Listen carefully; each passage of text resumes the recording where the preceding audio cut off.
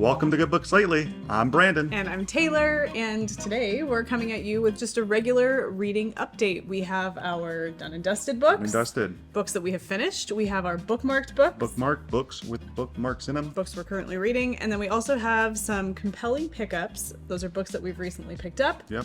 That we want to share with you guys. And then also a quote of the day. Oh, yes, and a quote of the day that we have in our reading journals to share. So, Yep. You ready to get into it? I'm ready. I'm ready to. I was thinking we weren't going to be doing this right away because I, for whatever reason, thought I didn't have enough to update everybody on. Turns out I finished Two books. And I'm already starting another one. Yeah, so this is right on time. All right. So, All right. Do you want to go first? Sure. All right, what do you have? Done and dusted. Yeah, done and dusted. Number one for me, because I've done two as well, is Snow Falling on Cedars by David Guterson.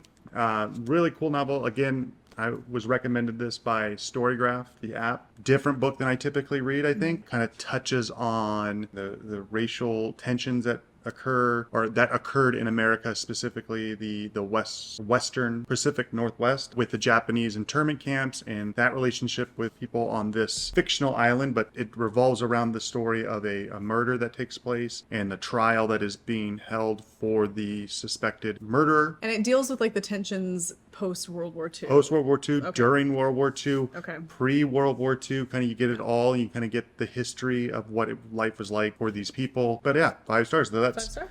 done and dusted number one for me. Done and dusted. Okay, done and dusted. Number one. Just recently finished Hazelborn Ladies Motorcycle. This is the one you forgot you finished. Club. I thought that I had finished it and had talked about this on the last update, but I realized it was almost finished. Yeah, it was almost finished. Yeah, so this is finished. This was such a fantastic book. Yeah. This too is kind of a little bit out of your totally out style. of like not my comfort zone, but just not what I usually gravitate towards. So if you've been watching the videos here with our reading updates and you've heard me talk about this is a post World War I, like very shortly after World War I book about a group of the inside of the book flap talks about a group of ladies. This has more than just that. It's not just a group of women. There's men involved in this, and I feel like they take equal. It's not just the women. And I think that if you think that that's because of the title, the Ladies Motorcycle and Flying Club, if you look at this as being a book about women, I think that you kind of, that's unfortunate because the men share just as much. Because I would have definitely thought it was like kind of like a women's group that kind of does something like silly or kind of fun. Yeah. I kind of feel like the title of this, the cover of this, gives you a little bit of a different perception of what this book is going to be about. And yeah, there is a group of ladies, and it does talk about of all generations of like how they cope with life after the war and how their freedoms and things like that have been kind of taken back or redistributed, and things that women are able to do or that they're needed for are kind of changing. So yeah, there is definitely that, but there are men who come back from war who are injured, disabled. You just have lots of different perspectives here that are shared with you, different little vignettes of storylines, and it's not just about a group of women. And so the inside book jacket here kind of does a disservice in that it really narrows the focus down too much on this group of women, and it's so much more than that. And, I thought the whole time I was reading this, the characters are so enjoyable and you love the stories and you're rooting for all these different people. But then towards the end, it gets to a part where it gets dicey and touchy and things become awkward and uncomfortable, but in a way that you feel like, it brings out a lot of emotions. And then towards the end of the story, like buckle up Buttercup, because it's like it gets emotional. Yeah. I feel like our two books, while written differently, are kind of similar themes or similar ways about going about the story. Touched on amputations or people who lost limbs in World War II. In this one, kind of character development and emotions, and you kind of, I kind of like this guy, or no, I don't like this guy right now, or this person. So yeah, I think it was kind of interesting. We both picked these up and started reading them at the same time with a similar theme and similar vibes, and like just interesting looks at different people through their perspective. I really enjoyed this. What'd you rate it? I rated it, oh gosh, I think I rated it 5 stars, but I'd like to be able to tell you. Rub it off on her. I know. Well, because if I enjoy a book, if I finish a book and I feel like, Yeah, right. What a great experience. Or even just like, wow, I really liked that. That's a Yeah. 5-star book in my opinion. I mean, other Totally. people should feel good about picking it up to read it. And if I Right. give it anything less than that, I feel like I'm detracting from that possibility. I gave it 5 stars. And I left a review. You can read my review. It's not a very long one. It just says this was such a fantastic book. The characters are rich and so well developed, and all of the storylines and vignettes, as well as the main plot, was engrossing. You will feel things with this one, major things. And when you get to the last 15%, buckle up, Buttercup. That was. What's the matter? I was looking for that book we just. Oh, never mind. Oh, yeah, our Together book? Yeah. Oh, yeah. Forgot that we didn't grab that. So, yes, this one's a good one. Yeah. This one is fantastic. Sorry. It's my first done it. No, it's okay. It's my first done and dusted. Highly recommend this. It was a 5-star book. Yeah. Really cool. liked it. Awesome. Okay. All right. So let's do our done and dusted together book, or do you have an? No. We both have another one, Yeah, and yeah. then we'll do our together one. right, So okay. my second one I done and dusted that I talked about in the previous update video. Mm-hmm. I don't have because it was loaned to me by my brother. A Door into Summer by Robert Heinlein. Heinlein? Heinlein. Yeah, he's one of the great science fiction writers of like the 50s and 60s. My brother loaned it to me. Really cool, fun book. Very easygoing, fast paced. Just has a unique take on kind of time travel and that whole phenomenon. And it's a book written in the 50s, set in the 70s to go forward to the like 2000, and then come back and forth. But yeah, I had a lot of fun on it. But I got done with it. We'll put the picture. Yeah, it's probably it's sitting right up- here. yeah. But I gave it 5 stars 5 stars. because I enjoyed it.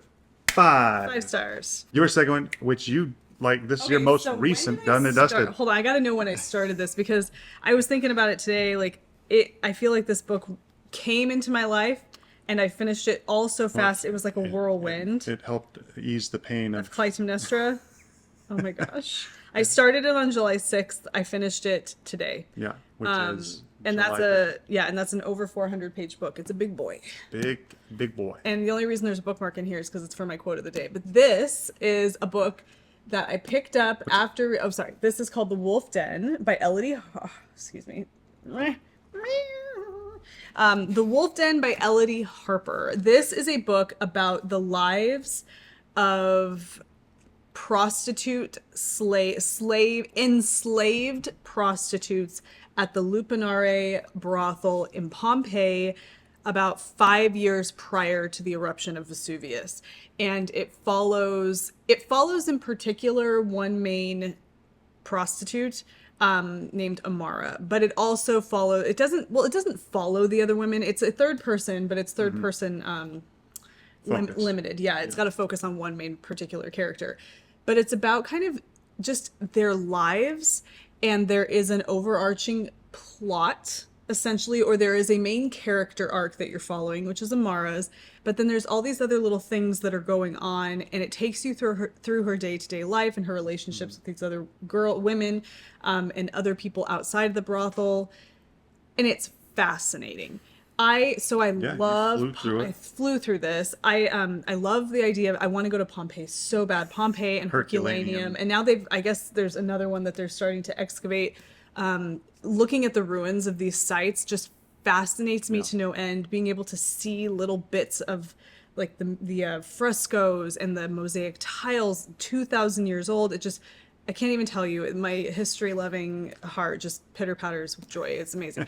This book is so cool because you can tell that the author, and if you read the acknowledgments, she spent so much time in Pompeii. While you were reading this, you were pulling up your phone to like research. I was even like looking further. at different things, like You put based on character, people mentioned the historical people. You put books about them on your. So in Pompeii, I guess there's lots of graffiti all over, and graffiti in terms, graffiti, the way they carve it into the walls. That was just kind of how it was, almost like Twitter 2,000 years ago, and she got a lot of character names and little vignette storylines from those pieces of graffiti, and then also from various different things that they found that told stories about whoever was living there at the time. And she used that to kind of help build the story of these characters. And I thought that was fascinating because, and then the way she talks about where they're going and the places that they go in Pompeii, you can actually look at the map of Pompeii and you know that she has been using this from her experience being there. Yeah, and that kind of thing, when an author can take something so far in our past, like in our history, 2,000 years ago, and breathe life into it. Yeah. I love it so much I can't even tell you. And she did such a fantastic job with this. Now, I will tell you though that this is incredibly graphic in the way that it describes things, the language. You know in the story that the people are speaking Latin. And they are not obviously speaking Latin in this. The language that she uses to have the conversations in these stories is very modern and casual, but it just works so well because you know that when you translate the graffiti from Pompeii found in Pompeii, and she has lots of it in the headings of her chapters, like she'll say it's from whatever, that when you translate that graffiti, which is written in Latin, it translates very much like modern day like language. It's so fascinating. So yeah, it is very unflinching and it doesn't hold back. It's terse in that way, I guess. Maybe that's not the right word, but it's blunt and graphic. So if you're not into that kind of thing, graphic descriptions of like sexual interactions, this might not be the book for you, because there's nothing for the vast majority of the parts of this. All of them, actually, I would say all of the like what would be spicy parts of this, none of them are romantic at all. And so you just have to know that going into this. But other than that, well, it is a brothel. Yeah, and I mean it's not romanticizing that in the least. Right, that's good. But it is fascinating the hierarchy and like the family structure that's created in a brothel. You start, like I was telling you, they were talking about celebrating Saturnalia, which is like a wintertime festival of like holiday, whatever, kind of like what we would, the closest thing you can think of is like Christmas. Yeah. And that they celebrate it with the family at the brothel of all the prostitute, I almost called them what they call them in the book, the prostitutes, the pimp, essentially, the bodyguards, like the boy peon who kind of serves the purpose. It's such a crazy dynamic, but yet they're sitting around celebrating Saturnalia. And as a reader, you're like, oh, so nice. It's so nice to celebrate holidays together. This book, guys. What you end up rating it? Get in there. Get it. What do you think I ended up rating it? It's not focused on the wolf. There he is. Yeah. 5 stars. 5 stars, yeah. Because it was so good. And so, well, we'll get to that in a minute. Yeah. But that's my second done and dusted. Yeah, so we both finished 2 since the last video. And we also finished 1 together. Oh, but wait, can I tell you? In this one, when we were out, we were doing a lemonade stand with our kids today, and I was reading some of this towards the end of the lemonade stand. I audibly gasped at a part. I was like reading, and I like something happened. Like you can't. How do you get that? Like you're reading the book. It's like nothing should be like, whoo. Yeah. But like I read it, and I read a line, and I went audibly gasped. Yeah. All right, you ready for our Together book? Yeah. So we also finished finally, or not finally, but we did finish the book we've been reading together. Riley Sager's The Only One Left. For those of you that are new here, the reason we do that, pop that back up in the middle. The reason I do this is because there's this little tiny focus square on our camera lens, and it wants to focus on our eyes. So if there is an eye present and you try to hold that in front of the camera to get it to focus, like put it in front. It's not going to do it because it's got my eye. So that's why. Sorry. It's behind the scenes. Behind the scenes, yeah. Okay, anyway, so this is the only one left. The only one left. We talked about this a little bit last time. But not much. Yeah, but we really enjoyed this. Yes. We had read The House Across the Lake together. When we say together, it's not like we both have a copy. We take turns. We take turns. Each night is a different one of us reading we'll read out loud. 1 or 2 chapters a night, and then the other one the next night. But yeah, this one I felt was a lot better than The House Across the Lake. So this is a story about a woman who is tasked as a caregiver. She's tasked as a caregiver for a lady who has been rumored to have murdered her family in the home where she is still currently residing. That was 50 years, before. 55 years, 60 years in the past. And so it's like everybody knows this woman like murdered her family, and she's this old lady living up in this house. And so this the main character is tasked to be her caregiver. Well, this main character has kind of a situation of her own that you learn about very early on in the book, but that I won't. It's not very early. It's you got to. Yes. There's definitely a situation in her own life that is kind of evolving, and you learn more about it as it goes. That kind of makes things. It gives her this weird connection to not connect. Well, it's hard to talk about Riley Sager's books without giving anything away. Yeah. But it's really fun. Yeah. Lots of twists and turns, and really good mystery and creepy. Not scary like. Or spooky. No, it's not like that. But it's set in the 80s. Set in the 80s. Which I had a hard time remembering. I know I did too sometimes. And then I was like, oh wait, okay, it's not as old. Yeah. Yeah, I know what So you mean. keeping the time frame right. But yeah, we enjoyed That was it. good. What did you rate it? I think I gave it 5 stars, of course. I think I gave it 5. Five. Did I even finish? I don't even know if I rated it. I thought I gave it 5 stars. I think I might have given it 4. So like it's hard for me to give that book 5 Right. when I give like these ones 5, not because it doesn't have the same value, and I feel bad saying that. It's That's okay. not what I mean, but No, you're right. I We don't all know. have our own Yeah, I scales. gave it 4 stars, and I didn't write a review for it yet, but I will. But it's a great book. Yeah. It's a good one. It's a Yeah. If you like thrillers, you definitely want to try that one. Yeah. So that was our together book, Done and Yeah. Dusted, and that's Done and Dusted, Done and Done Dusted. and dusted. Good. Done and dusted. Done and All dusted. right. So we'll move on to Bookmarked. Yep. Books we're currently reading. So we talked about this in our July TBR. I'm reading one of the 2 I'm reading currently is Stephen King's Finders Keepers.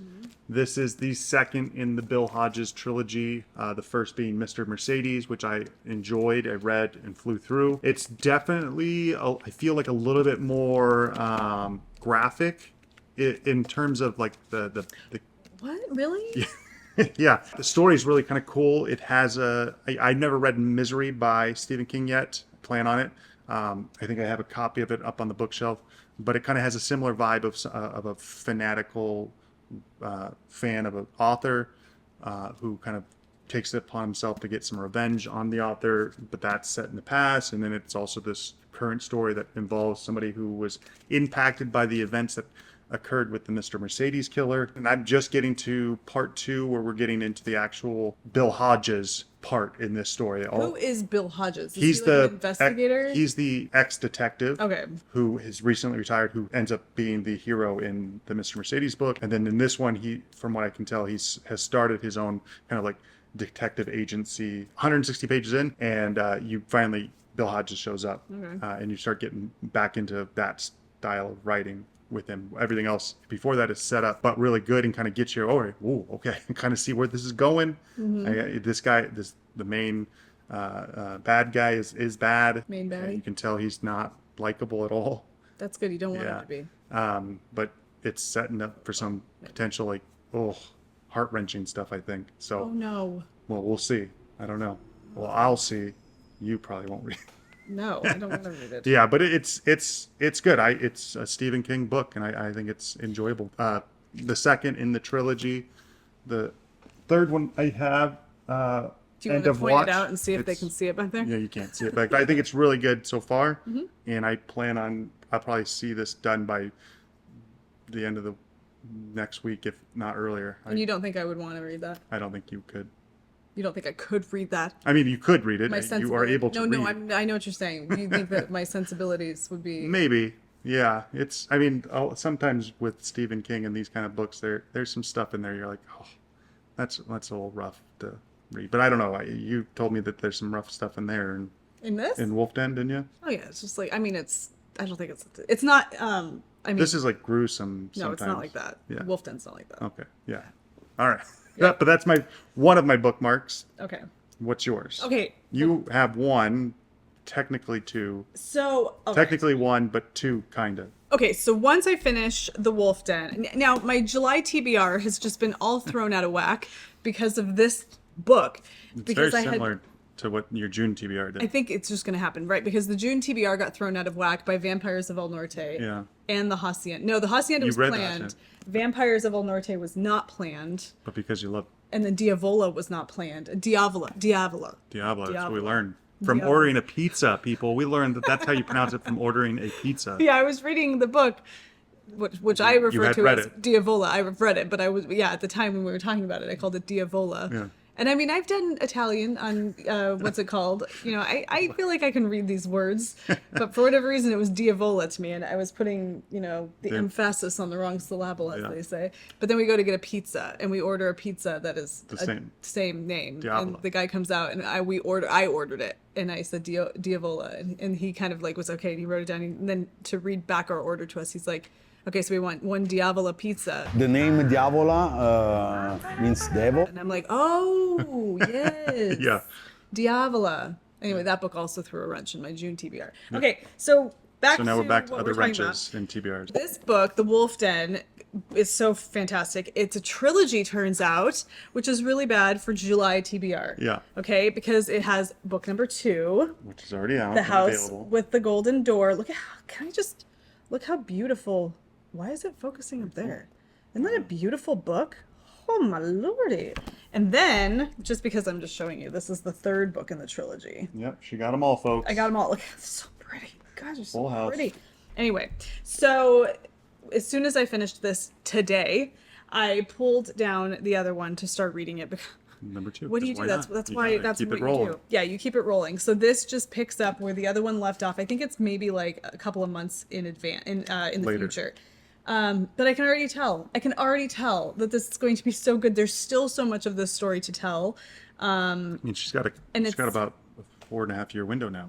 I know, and I'm kind of wondering because right now this book starts 75 Common Era or AD. So the Mount Vesuvius erupted in 79. Okay, so this is 75. So we got 4 years. I don't know, The other one. but it would be interesting. What's this one called? This is called The House with the Golden Door. I know why it's called that. Already? You kind of know why From it's that called book? that, yeah. Okay. But I will not say. But it's this book is this whole I can tell the story. It feels and the way that this starts, it just kind of feels like very much it just moves right into it and you're just ready. What? Like you could put these together. Look at this. Yeah, they Oh, are. but watch this. Oh, yeah. Watch this. Anybody want to explain this situation? Why is it so much shorter than these two? Same publisher. Same public. I don't understand it. But anyway, that is my first bookmarked. I can't really tell you too much because I'm only on page 19. I just started this, but I'm so excited Yeah, to read it. all right. I'm already loving it. Cool. I'm already loving it. And I'll have more to talk about Next time. Next time. Oh, and then the only other bookmarked, it's not really, it doesn't count as a bookmark. But it's been sitting there waiting to be read. It's been sitting over there, and I kept saying, like, I'm just going to get into this a little bit more with the Wolf Den. I'm just going to read just so I'm in it, and then I'm going to set it down, and then I'm Yeah. going to get into the Tainted Cup here, Also has a beautiful cover. which is also a beautiful book, yes. But I never had I never did because I just wanted to keep reading that book. So I am going to get myself going on this You should. for sure. I Right. might even Take it tonight. to I your might parents. even take it. Yeah, that's a good idea. So this will become a bookmarked. All right, your turn. All right. Take it away. So I do have a second bookmark. Yeah. And I talked about this on my July TBR, and that's Eric Larson's Thunderstruck. Thunder. Isn't that an AC/DC song? Yeah, maybe. But yeah, this is my in bed read. So after we read together, or Which after is we put not in bed. we We put our read two boys together together. out Yeah, here. after Yeah. we put our boys to bed, and then sit on the couch behind us. We read our together book, which we finished, and now we're gonna probably have to- watch The House of the Dragons. Yeah, I know that was what was Yeah. I read this before I fall asleep, and which is funny because Taylor got that bookmark. I don't know if it's gonna focus. Pull it back just a smidgen. No, I don't know if you guys can Here, see hold it. on. No, put it back up there. Here, let me just. Oh, you're gonna lose your spot. Oh, I got my finger in it. There it is. Yeah. Fell asleep here. Leather bookmark. I can't remember the company that I bought that. I'll link to where I got that down below. I got Yeah. it on Etsy. It's leather, handcrafted in the UK. Yeah, but really cool. So I started this. I've read Eric It was Larson his birthday Yeah, on my the 10th birthday. of July. 3 days ago, Wednesday. Yes, Wednesday. But no, I read Eric Larson's Devil in White City, Mm-hmm. and I really enjoyed that. But I read that I don't know, A long time ago. maybe 10 years ago. Or yeah, Maybe I don't know when it came out, but I read it. it was before Angus was born. Yeah, and I've always thought that was a good story, and I Mm-hmm. knew that he was a good nonfiction writer. And so we were at a used bookstore, picked up 2 books, this being one of them, and I started it. How are you liking it so far? I'm liking it so far. It's not as gripping as Devil in the White City was for me, but I'm only on page 32. You're not thunderstruck yet? Not yet, but right now it's setting the stage for things to happen. The first little bit talked about this murder that happens, or these people that are on the run for this murder, I think, and the ship. He's kind of just setting the setting up. It's setting up the foundation, and then I've been reading about Marconi and that's right, science that's at the that time, and the kind of the theories that were going on, and the different ways these different scientists were going, and kind of how things were starting to change and evolve in the way science was looked at. But yeah, I'm into it.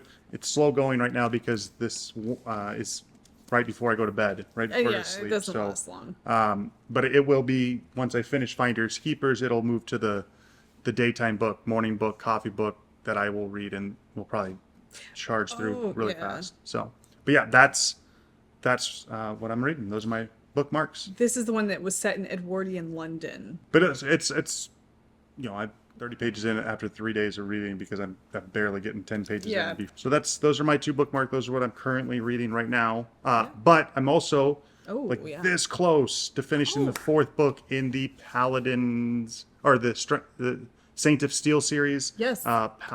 What is it? Paladins. While you pull that up, I'm going to go grab something for you. Paladin's Faith. I'm 98% of the way done with that. I'm listening to that. So whenever I'm driving and doing things, I'm listening to that. So that's good.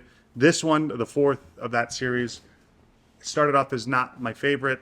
I was into it. I knew the characters and I was, going along, but I wasn't as compelling as some of the other ones. Mm-hmm. The last 20% is when it was like, whoa, I like this now. So I'm really good. But I'm just sad that that's the final book in the series so far. I don't know for sure if there's going to be more, but there's room for more because the way this one's ending, it seems like there's other characters to this is reach out to. Fisher. Yeah, T. Kingfisher. And this one came out, I think, in 2023 or 2022. So there's room for it. But I did find out that there are two other works by her that are kind of in the same universe that are set before these. So I will probably start working on those as well. So I didn't mention this either, but I didn't mention this, but I am listening to this one here. This is called Slewfoot by Brom. I purchased this because I just wanted the physical copy of the book because it has really amazing illustrations in it. Yeah. And also because I had planned on reading this. And so I was listening to it. I checked it out on the Hoopla app, the audiobook for it, and just started listening to it until I could get my hands on the hard cover book of this. But now I am so bewitched by the audio version because the narration is so well done that I kind of want to just carry on listening to it. I'm about 24% of the way through, and I love this story. It takes place during, I don't know, it's in the 1666 in Connecticut, and it is a young woman who's married, whose husband dies mysteriously, and but yet there's also something going on. There's a devil that is kind of coming to town in a dark sort of way, and she becomes kind of, something happens with her where she has to kind of take over her husband's farm essentially to save it and keep it so that she doesn't become just a woman or whatever. There's going to be some revenge involved. I can feel it. It's kind of hard to explain what's going on in the beginning, to be honest with you. I'm fully aware of what's happening, but it's there's a lot of the devil and these kinds of things and this hole in the ground and this young woman who's whatever. It's really good. If you're into Salem witchcrafty stuff or the colonies in the 1600s and the witch trials and all of that, if you like that kind of vibe, the Crucible vibe, and you imagine those people, this is such a good one. I don't even know really how to... let me do this. An ancient spirit awakens in a dark wood. The wild folk call him Father, Slayer, Protector. The colonists call him Slewfoot, Demon, Devil. To Abatha, a recently widowed outcast, alone and vulnerable in her pious village, he is the only one she can turn to for help. Together, they ignite a battle between pagan and Puritan, one that threatens to destroy the entire village, leaving nothing but ashes and bloodshed in its wake. This terrifying tale of bewitchery features more than 24 of Brahms' haunting paintings fully immersed. Okay, that's a really good way to describe it. Yeah, the devil spirit, it was kind of hard for me to explain that, but that is definitely something that's happening. You can tell that she, who has a history of her mother and her mother's mother, had what was called the sight, which I guess the Puritans and other people would have considered being a witchcraft thing.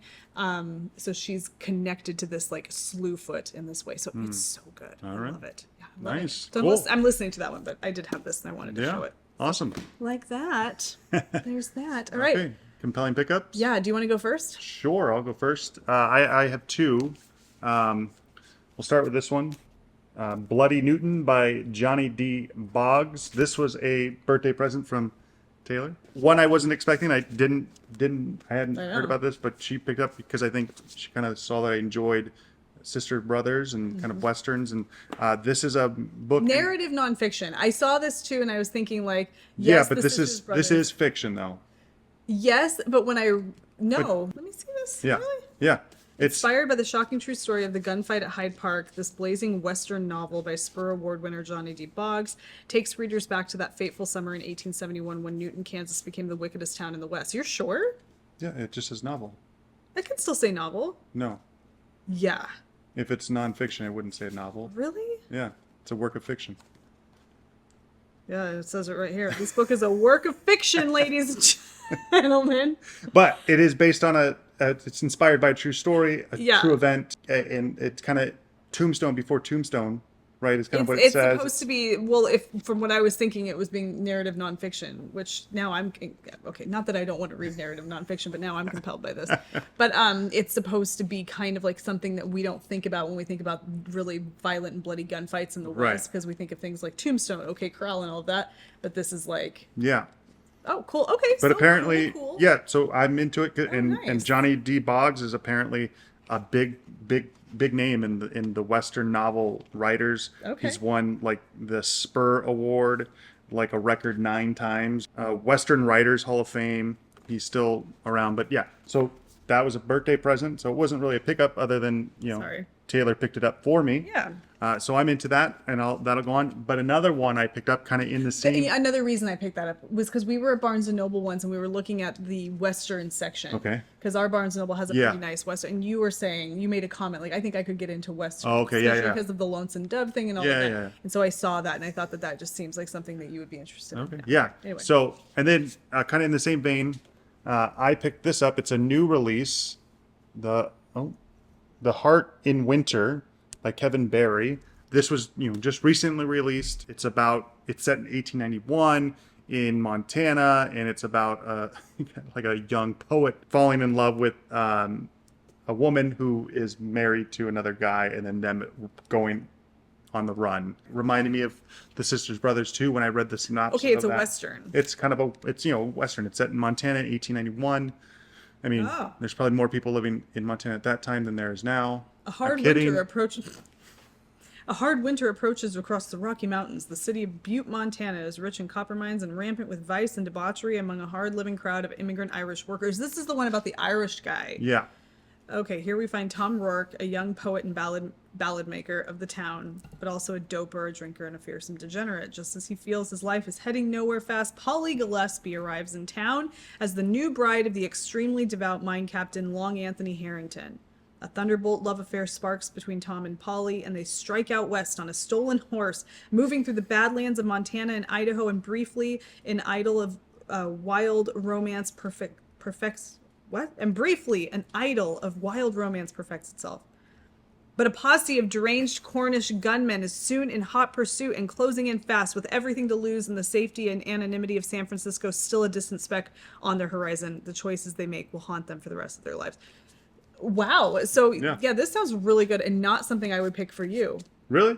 Not something I would imagine you would pick for yourself. Oh, I mean, That's good. I like it. I think it Cool. sounds Yeah, I good. think I it's- would enjoy reading it. yeah, you probably would. But no, those are my 2 compelling pickups Good. for this And video. those aren't the only 2 pickups you've had. There's some back on the shelf. Oh, that we yeah, did there's break more. for next time. No, but there's one up there that I thought you should have brought down. Uh-huh. We'll save it. We'll save it for next Sorry. time. All right, my Talk about it compelling pick. Yeah, my compelling Tease. pickup. Teasing the viewers.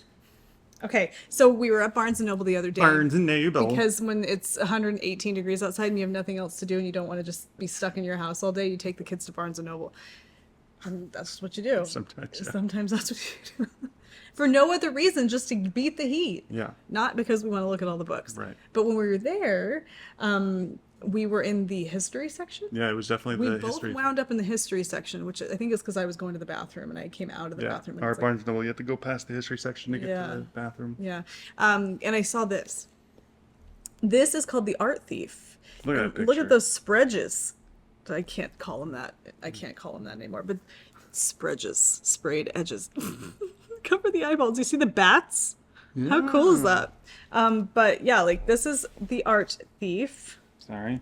So we're on a roll today. I think it's because it's cloudy outside. There we go.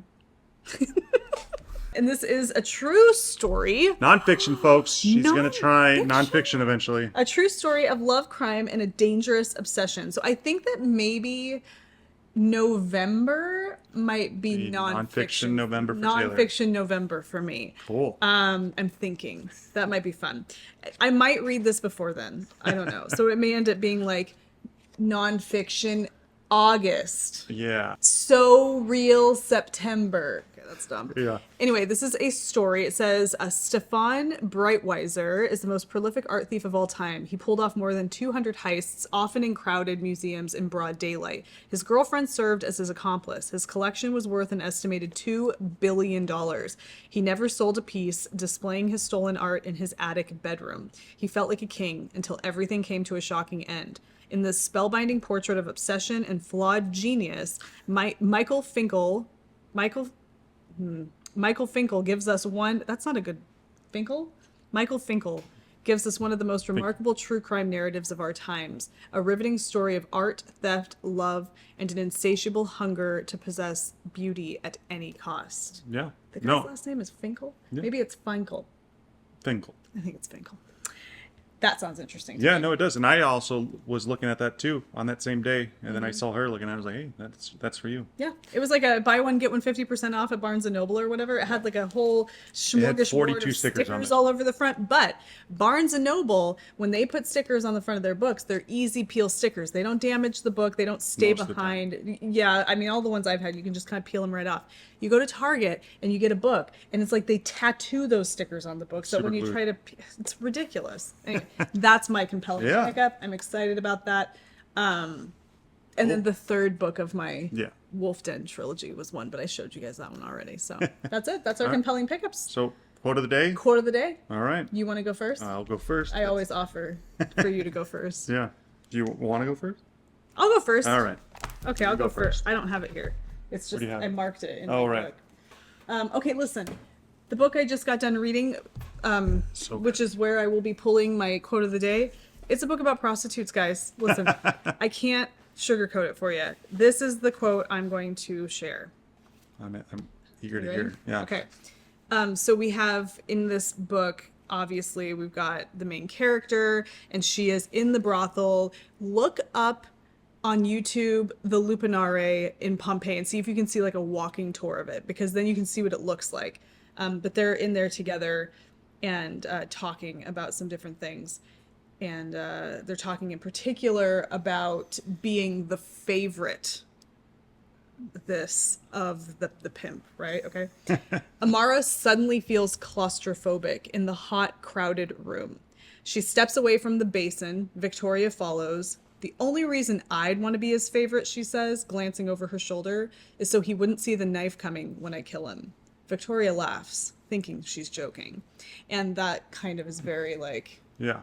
it sets up like the fury of this woman, but the relationship between this woman and her pimp, Yeah.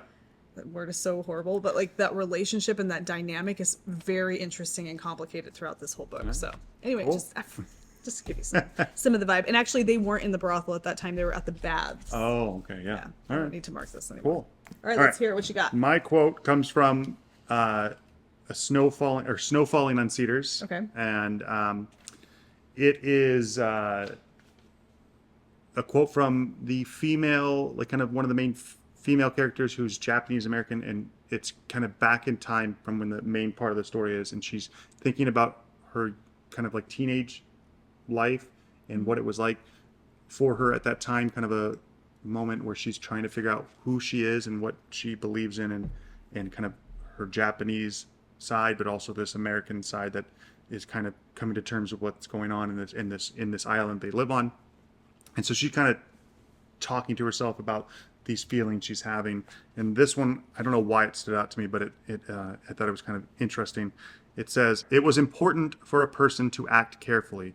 For every action," Hatsui explained, "had consequences for the soul's future." I thought it was kind of interesting. You think like for everything you do, it will have some kind of impact on the rest of your life. in her mind, like in the way she was kind of brought up and taught in her culture or in that little I think dynamic. that's like for anybody. Yeah, but I wonder if that has more to do also with like when she says the soul's future. Is that like maybe like in the afterlife? Like is that yeah, a like religious because sentiment? she's kind of in this story, you learn that she's kind of keeping a secret from her family a little bit, as well as kind of her husband, her future husband. She's thinking back on this time while her husband's standing trial. But yeah, so thought it was kind of an interesting one. Cool. I like it. Yeah. I like it. Look how dark it's gotten. In I know all the clouds Hey, coming we and have going, clouds rolling in all the time here. Let's see if I can.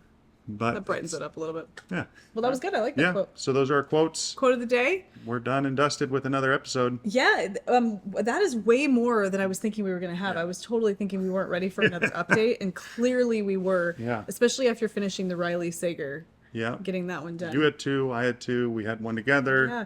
You know, we get asked, and I've been asked this before too, is like, how do we read so much? Yeah. Because we are aware that what the number of books that we've been reading is not normal. And Even it's for not us. even for us. So like we make a concerted effort to read.